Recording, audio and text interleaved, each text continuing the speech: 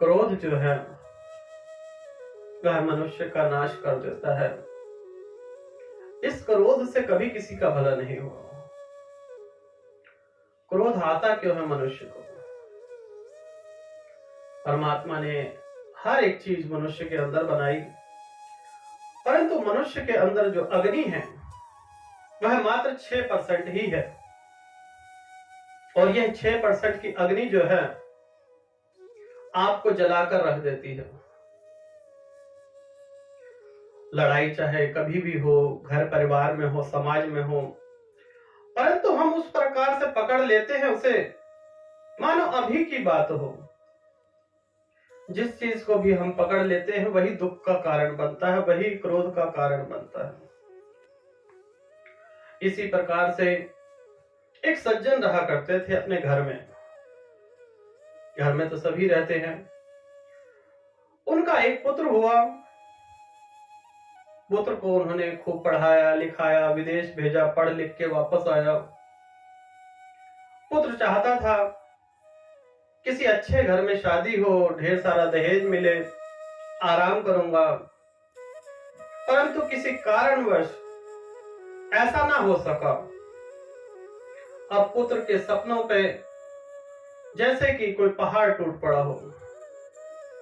पुत्र परेशान रहने लगा। धीरे धीरे करके बच्चे भी हो गए, खर्चा बढ़ने लगा। अब वह चाहता था कि पुत्र बड़े हो जाएंगे, वह मुझे कमाकर खिलाएंगे।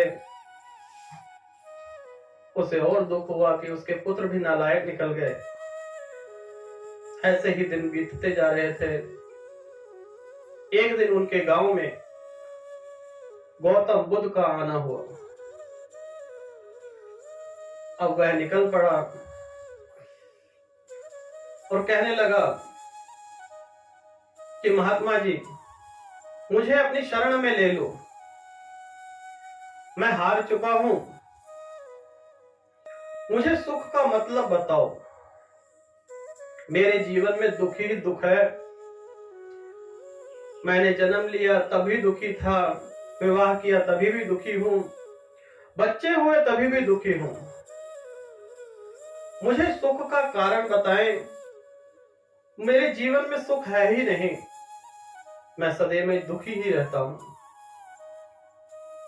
महात्मा जी कहने लगे, सब्र रखो बच्चा, समय आने पर आपको सब कुछ बताया जाएगा। कुछ दिन हमारे टीले में आप सेवा करेंगे। सामने जो झोपड़ा है उसमें रहना है। महात्मा बुद्ध के पास एक मटकी का, जिस कच्ची मटकी पड़ी हुई थी, वह कहते हैं ये मटकी ले लो और जब तक मैं ना बुलाऊं तब तक मेरे पास मत आना, और जब भी आना हो तो यह मटकी साथ में लेके आना। ऐसे ही कुछ दिन बीतते गए और जब भी वह आते तो यही प्रश्न करते कि आप मेरे प्रश्नों का उत्तर कब देंगे। महात्मा जी सबको बुलाते, उनके प्रश्नों का उत्तर देते, उनको समाधान देते।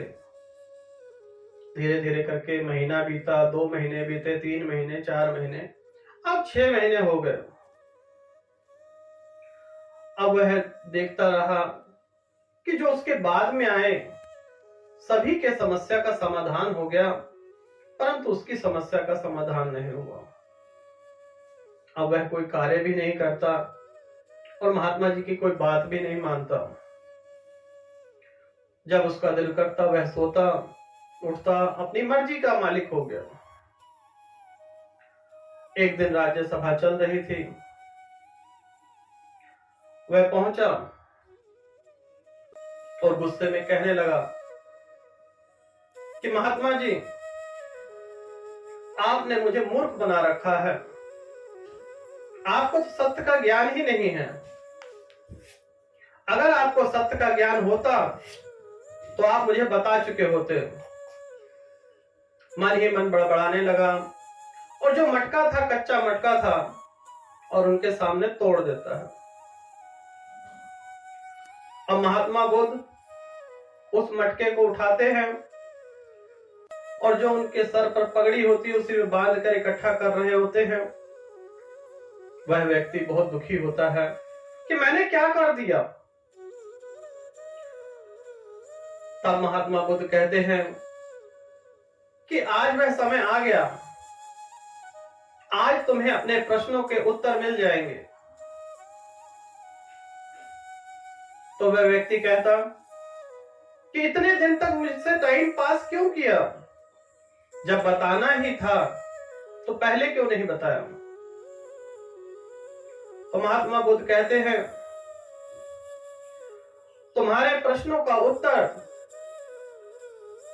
इसी मटके में था। अब वह घबराया और कहने लगा किस प्रकार से। महात्मा जी कहने लगे इसको जोड़कर दिखाओ। तुमने क्रोध में तो इसे तोड़ दिया, परंतु अब मन प्रसन्न है, इसको जोड़कर दिखाओ। वह कहने लगा संभव है। तो महात्मा जी कहने लगे यही तो कारण है कि तुम क्रोध करते हो, और क्रोध में जो टूट जाता है उसे जोड़ा नहीं जाता। क्रोध में जो बाण चलते हैं, कहने का अर्थ है जो हम मुख से क्रोध में बाण निकालते हैं,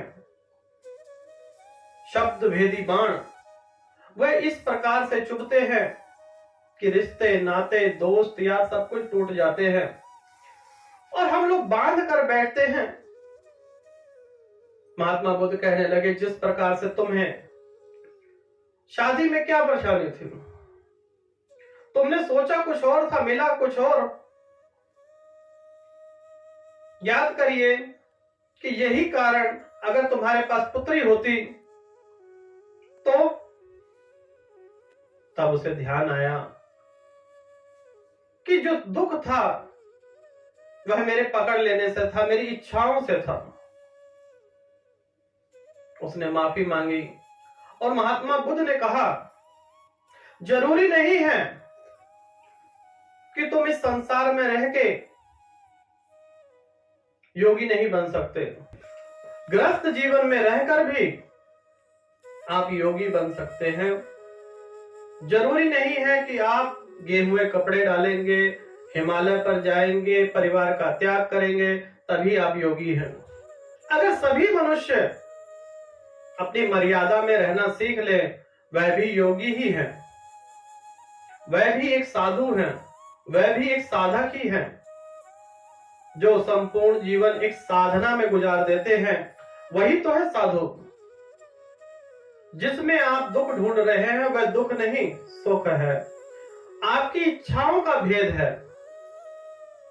आप सोचते हैं कि बड़ा महल होगा तभी सुख शांति होगी, आप जाकर देखिए तो सही कि उस महलों में भी रोने वाले मिलते हैं। अगर सुकून की रोटी आपको झोपड़े में प्राप्त होती है तो इस संसार के सबसे धनी व्यक्ति आप ही तो है।